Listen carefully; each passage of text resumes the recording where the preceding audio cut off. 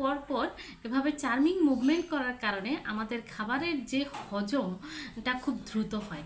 ঠিক এরকম যে আপনি যখন কোনো কিছু একদম পরিপূর্ণ করে ফেলবেন তাহলে সেটা কিন্তু মুভমেন্ট করতে পারবে না, তো সেটা এবং হজম হইতেও দেরি হবে এবং সেটা আসলে পরবর্তীতে যাইয়া ফ্যাটে কনভার্ট হয়ে যায়।